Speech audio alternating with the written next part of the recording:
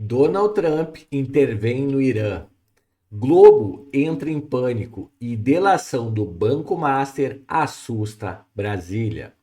Algo saiu do controle no dia de hoje, no Brasil e também no exterior. E o poder entrou em modo defensivo. Fica até o final desse vídeo, porque o último ponto conecta tudo e simplesmente muda o jogo.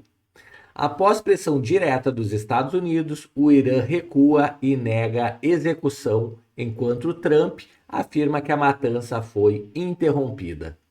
Já no Brasil, a reação da Globo a pesquisas eleitorais expõe sinais claros de desgaste do governo Lula e crescimento de adversários além do bolsonarismo. Ao mesmo tempo, políticos entram em estado de alerta máximo com a possibilidade de uma delação explosiva ligada ao Banco Master. Neste vídeo, você vai entender por que esses fatos não são isolados e o que está por trás do medo que se espalhou em Brasília. Pessoal, mais de 80% das pessoas que assistem os nossos vídeos ainda não são inscritas. Então dá aquela força, a gente está com uma meta de 100 mil inscritos. Chega a se inscrever no canal e deixa aquele like na confiança. A gente já começa o vídeo aqui com justamente uma matéria aqui da BBC News falando que após a ameaça dos Estados Unidos, o Irã diz que manifestante não foi sentenciado à execução. Trump afirma que a matança parou no país. Então, pessoal, esse aqui é um comerciante de 26 anos que foi preso em sua casa, né, e estava já na fila para ser executado, segundo sua família e uma organização de direitos humanos. O Donald Trump, ele afirmou ter sido informado de que a matança no Irã parou, mas o presidente dos Estados Unidos não descartou uma ação militar contra o país por causa da violenta repressão aos manifestantes contrários ao governo. A gente sabe, pessoal, que milhares de pessoas, infelizmente, perderam a vida. De acordo com o grupo de direitos humanos, mais de 2.400 pessoas foram mortas na recente repressão das autoridades iranianas em resposta aos protestos em todo o país. Pessoal, tem diversos números, tá? Tem números de mais de 10 mil pessoas mortas. Então, diversas fontes, cada uma está trazendo uma informação diferente. O fato é que muitas pessoas morreram, milhares de pessoas. Os comentários de Donald Trump ontem foram feitos depois que os Estados Unidos e o Reino Unido reduziram o número de militares na base aérea de Al Udeid, no Catar. Autoridades disseram à rede americana de notícias CBS que a retirada parcial dos americanos foi uma medida de precaução. Pessoal, nessa base americana, lá no Catar, tem mais de 10 mil soldados americanos.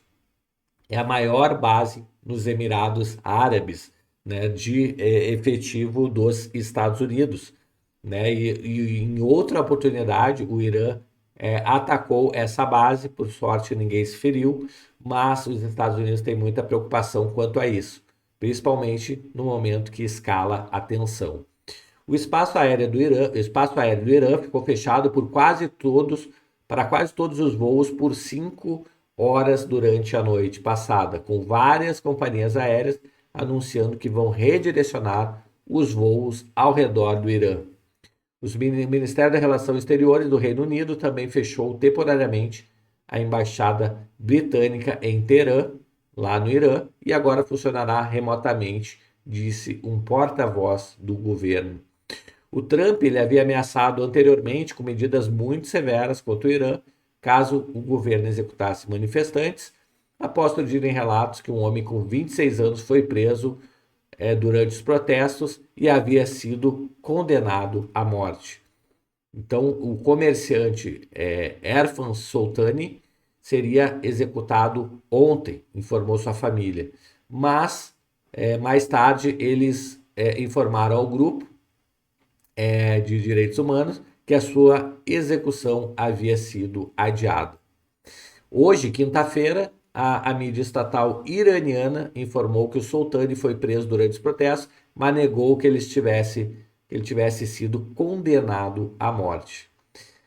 Pessoal, só para vocês entenderem. Aqui a gente traz um quadro dos países com maior número de execuções em 2024. As execuções registradas no Irã cresceram 14% em relação ao ano anterior. Primeiro dos países, China. Engraçado, né, pessoal? A gente vê aqui, ó, os países que lideram o ranking, todos ditaduras, né? Então a gente vê China com mais de 1.000 execuções, Irã com 972 execuções, Arábia Saudita 345, Iraque 63, Iêmen 38, Somália 34. A gente vê Estados Unidos com 25, provavelmente pena de morte, né? De pessoas, de terroristas, de pessoas que fizeram crimes hediondos, muito provavelmente, né? E aí a gente vê outros países aqui na lista. Pessoal, então aí Estados Unidos aumentando a escalada contra o Irã, né? Pode ser que ele venha fazer alguma ação lá para depor o ditador. Bom, próxima notícia que a gente traz daqui, Rede Globo desesperada com a pesquisa da Quest, que mostra que o Flávio Bolsonaro está conseguindo absorver uma aceitação para além do bolsonarismo, ou seja, além da metade da população do Brasil ou mais, né, pessoal? Eu acredito que tem muito mais pessoas de direita aqui no Brasil que de esquerda, vide protestos e coisas do tipo.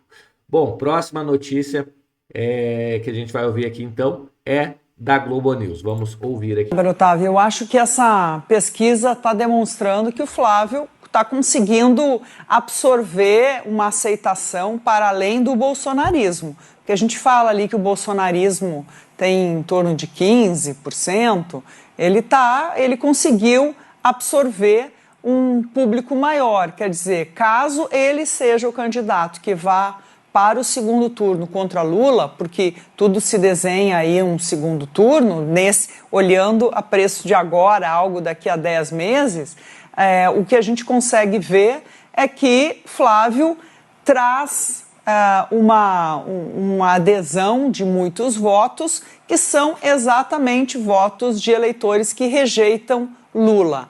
Então, a partir dessa consolidação de Flávio, a gente consegue ver que Lula tem ele próprio como seu principal adversário nessa eleição, né? Dentro do governo tem quem reconheça que há uma fadiga. Lula já está no 3º mandato, já foi presidente 2 vezes.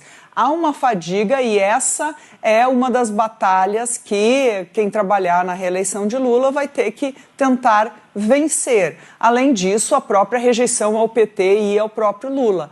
Então, qualquer pessoa, isso me chamou a atenção quando a gente olha os outros candidatos. Até Renan Santos, que é um virtual desconhecido para muitos brasileiros, chega ali na faixa dos 30% quando está está ali ele contra Lula. Então, isso demonstra uma fadiga, uma rejeição a Lula, que vai ser o trunfo de quem conseguir chegar no segundo turno.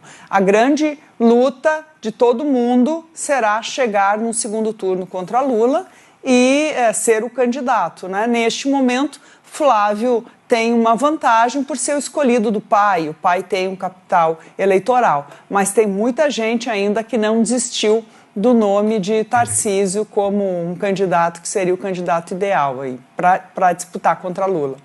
Pessoal, a Globo custa aceitar as coisas, né? O Tarcísio não vai se candidatar, ele já falou isso, e além dele ter falado isso, ele apoiou o Flávio Bolsonaro. Quer dizer, a Globo insiste em tentar confundir as pessoas, dando a entender que o Flávio Bolsonaro não é o candidato, ou ele vai desistir, ou ele vai mudar, o Tarcísio vai entrar. Quer dizer, esse tipo de confusão que a Globo tenta gerar na cabeça das pessoas, né? Sendo que está tudo muito claro, né? Flávio Bolsonaro será o candidato, sim. Tarcísio não será candidato a presidente da República, mas sim ao governo de São Paulo. Próxima notícia aqui, a gente vê que os políticos, pessoal, estão simplesmente apavorados Eu vou dizer o porquê. Estão apavorados com a delação do Banco Master, do Vorcaro. O Vorcaro, pessoal, se ele cair atirando, ele vai derrubar metade da República, juízes, também desembargadores, pega políticos, né, senadores, deputados, ministros de Lula e por aí vai. Ele vai derrubar metade da República, pessoal, se ele cair atirando. Então, todo mundo apavorado vendo o risco de uma delação explosiva de A Vorcaro. possibilidade de uma delação de Daniel Vorcaro acontecer, ela é bem significativa. Tem ali um entendimento nos bastidores, isso a gente pode falar tanto no meio judiciário, quanto junto a fontes do Banco Central, fontes do governo federal. Existe ali uma avaliação de que o cerco está se fechando contra Vorcaro e que a margem de manobra dele para conseguir ter algum respiro diante dessa crise que se formou em torno da liquidação do banco é muito pequena. O que a gente pode imaginar que venha de uma delação como essa, ainda na avaliação dessas fontes? Conteúdo, palavras de uma das minhas fontes, explosivo a respeito do meio político. Meio político eu falo de maneira genérica porque Daniel Vorcaro é uma pessoa com muitas ramificações dentro da política brasileira. Para se ter uma ideia, a gente chegou até a comentar aqui mesmo no live, algum tempo atrás, Elisa, logo que estourou essa história toda, como eu estava em Brasília na ocasião, estava almoçando com duas pessoas ligadas ao governo do presidente Lula, quando veio à tona a notícia sobre a prisão de Daniel Vorcaro. E ali naquela mesa daquele almoço, só para a gente dar um pouco o termômetro, a dimensão, muita gente ali, essas duas pessoas, essas duas fontes, falando ali preocupadíssimas, dizendo, nossa, imagina se esse cara resolve fazer uma delação. Lembrando que um dos sócios de Daniel Vorcaro no Banco Master, que é Augusto Lima, foi casado com Flávia Arruda, que era deputada federal, ex-mulher de José Roberto Arruda e assim por diante. Olha como a gente vai puxando o novelinho para se ter uma ideia de como todas as relações que envolvem o Banco Master apontam para vários setores do meio político. Ele tem relações dentro do Centrão, ele tem relações dentro do governo do PT, ele tem relações dentro de partidos da oposição, ele circulou ativamente junto a muitas figuras que também têm muita influência dentro da política brasileira. Então, esse contexto gera aí esse clima de apreensão em relação a uma possível delação.